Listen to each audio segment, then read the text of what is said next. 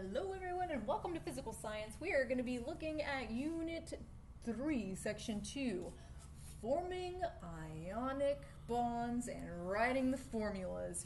We have previously talked about what ions are, positive cations and negative antichrist anions. Well, now we're going to talk about how they bond and why they bond. So write ionic bonding. So these are bonds formed by the attraction between two ions, positives and negatives. So if you will remember, a cation is positive and an anion is negative.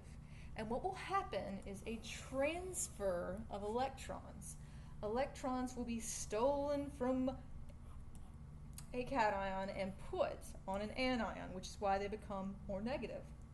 So the electrons, which are negatively charged, will be taken from one element and put on the other one, making one positive and one negative. So let's look at sodium and chlorine, for example. So sodium, as we learned, is something that we would expect to become a +1 charge because it has one valence electron. Well, if you're one valence electron, you're more likely to lose that one than gain 7. Well, where's it going to go? Well, chlorine over here, he's got 7, and he's really close to nobility, and he's electron rich. Well, guess what? The rich steal from the poor. Sorry, social issue, but it's true. So the electron will be taken from the electron poor here and put on the chlorine. Well, when it takes the electron away, sodium becomes positive. And now chlorine took the electron, which is negative, so chlorine becomes negative, and guess what? Opposites attract, and you end up with a sodium and a chlorine bonded together, making sodium chloride. So sodium and chlorine bonded together will make sodium chloride. We're going to look at the naming of this as well. Now here are some common ion charges that we've already labeled on our reference table, on our periodic table. We talked about how everything in the first column will most likely become a +1 charge because it has one valence electron, so it will lose electrons. Everything in the second column has a +2 charge because it will lose 2 electrons, so that it will bump down to a stable state. And then you have a couple that are going to be +3. The ones in the center here are kind of unpredictable. They will have to tell you what charge or whether they're going to become a +1 or a or what cation they will become. So these, because they are 4, are not going to have a charge. And you're going to have a -3 because this one has 5 valence electrons, so it will gain 3 negative, becoming -3. This one, they have 6 valence electrons, so they will gain 2, becoming a -2. And then this one has 7 valence electrons, so it will gain 1 electron, becoming 1 negative. And then this one, these are all your noble gases. Remember our nobility? These are noble because they are stable. They already have a stable valence shell. They already have met the octet rule, and they will not be bonding with anybody else. Also, one thing to add, that these ion charges are also called oxidation numbers. So when I say oxidation number, I'm just asking you, is it +1, +2, +3, -3, -2, or -1? What charge is it really? So we're going to need to write in some rules. Some rules for naming these formulas when things like sodium and chloride combine, because they are no longer sodium and chlorine. They are now sodium chloride together. Notice that the ene turned into ide. So write down writing ionic formulas. So when we are writing them, we're going to have to crisscross charges and make sure they're balanced. So step 1 says write the symbols for each ion, and the cation will be first. I'll show you what I mean by that in a second. And the cations are always going to be your metals. So for instance, in sodium, the symbol for sodium is Na, and it's a metal, so it goes first. And then chlorine, symbol is Cl, it's a nonmetal, so it goes second. Now, step 2, place the charge of each element above the symbol. So the charge of sodium, according to the periodic table, sodium is right here, so it's a +1 charge. So I write +1 above it. Chlorine is over here, so it is a -1 charge. So I write a -1. Okay, so that's step 2. Then it gives me a little caveat. It says if there are Roman numerals, they indicate the cation's charge. So if there are Roman numerals after the cation, we would know that that was the charge. But these were predictable and they were based on what was on the periodic table. Step 3, crisscross, I'll make you jump, jump. Well, we're going to crisscross the charges and use them as subscripts. So crisscross the charges and use them as subscripts. Now this sounds complicated, but it's not. When I mean crisscross, I literally mean crisscross. So let me show you what I'm doing. I'm going to take this 1 and I'm going to cross it right behind the first metal. I'm going to take this 1 and I'm going to crisscross it and I'm going to bring it right behind the non-metal. So this 1 is going to go here and this 1 is going to go here. So you are left with Na1Cl1, okay? And it says use parentheses to show more than one polyatomic ion. We'll look at polyatomics in just a second on the reference table. And it says reduce if possible. So for the example, well, 1 and 1 can be reduced because 1 and 1 is the same. So NaCl is the same. So you could just write that as NaCl. So using these 4 steps, we are going to do some examples. Now, polyatomic ions are ones that you can find on your reference table. Yep, they're all on your reference table, and they tell you what your charges are.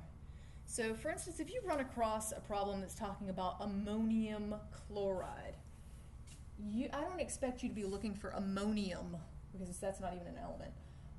It is a compound. It's a polyatomic ion that has a +1 charge. Notice there's a little plus here.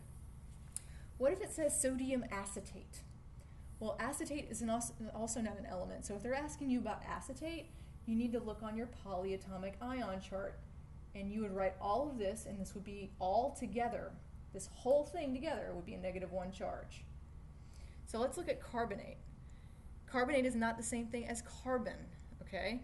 Carbonate is CO3, and all together it is a -2 charge, so it would be a -2 charge. And then phosphate, which is PO4, has a -3 charge. So let's look at an example. So aluminum oxide, notice it ends in IDE. Aluminum is Al, oxide is oxygen. So Al, if you look at your periodic table, you'll see is a +3 charge, because if I back up, aluminum is right here, and it tells me it's a +3. And then oxide, if I look on my periodic table, is a -2 charge. And I go back here, and I see that oxide is -2 because it's in this column. So then I go to the steps. Boop, boop, boop, wrong way. So I wrote the elements, symbols. I put the charges up top. Now the next thing I need to do is crisscross. So I'm going to bring the 2 down here, and I'm going to bring the 3 down here. Now, what I result in is Al2O3. Done. So let's try calcium sulfide. Ca, so for calcium the symbol is Ca. S for sulfur. The next step is I need to figure out my charges. So I look at the periodic table and I see that calcium is in column 2, so it's a +2 charge. Sulfur is a -2 because it's in the column where you will see all of them have -2 charges right here. See, -2. And then I crisscross. So I bring the 2 here, and I bring the 2 here. So I just slide it down. I don't worry about charges, just crisscross. So I end up with Ca2, S2. But it says reduce if possible. Well, 2 and 2 are the same number, so they can reduce down to 1. But remember I showed you that 1 and 1, you just don't write the 1. So this would turn into Ca, you have 1 calcium, and S, 1 sulfur. Now let's look at sodium chloride, which we've seen before, NaCl. So if I go back, you will see that if you are balancing Na and Cl, you have to write the charges up, drag the numbers down, crisscross them. You end up with Na1Cl1, which you would rewrite as NaCl. Okay, here's where it gets complicated.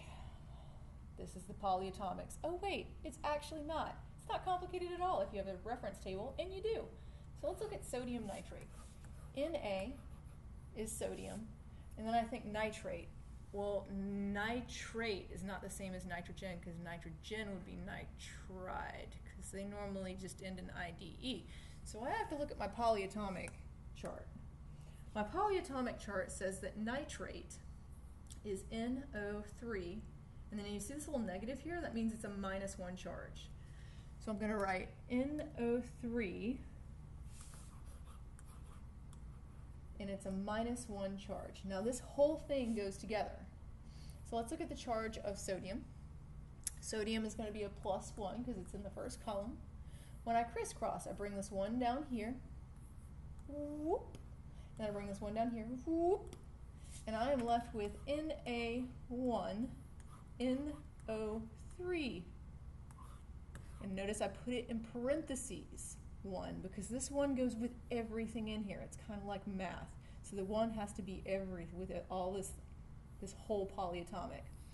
But we saw that if you have a 1 and 1, do you have to write the 1s? Nope. So you would just write NaNO3, and that would be the end of it. And you wouldn't need the parentheses because you don't have anything to distribute in it. So it would be NaNO3. All right, 2 more. So magnesium, Mg. If I look at my periodic table, I see that magnesium is right here. So, it's a +2 charge. So I write magnesium +2. And then hydroxide. Well, that's not the same thing as hydrogen. So I have to go back to my polyatomic. When in doubt, check your polyatomic if you're not sure, because this tells you it's OH, and then it has that negative. So it's OH, and it's a -1 charge. So OH, and it is a -1 charge. Now let's crisscross. I need to bring this 1 here, boop, and this 2 here, boop. But remember, that 2 has to go with this whole polyatomic. So I have to go MgOH2, magnesium hydroxide. Now let's try ammonium sulfate. Uh-oh, this is 2 polyatomics. Oh, but those are easy. So let's look at ammonium. Ammonium is NH4, and it's a +1 charge.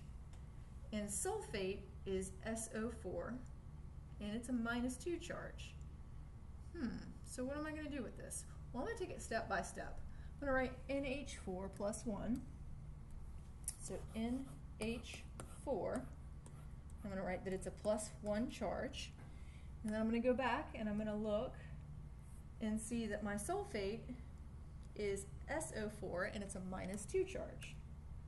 So SO4, and it's a -2 charge. But that -2 goes with this whole polyatomic, and this +1 goes with this whole polyatomic. So when I crisscross, bring the 2 here, bring the 1 here, this would turn into NH4, and I put it in parentheses, 2, and SO4. I don't have to put that in parentheses because there's only a 1 after it. Alrighty. I hope you guys have a great day, and practice, practice, practice.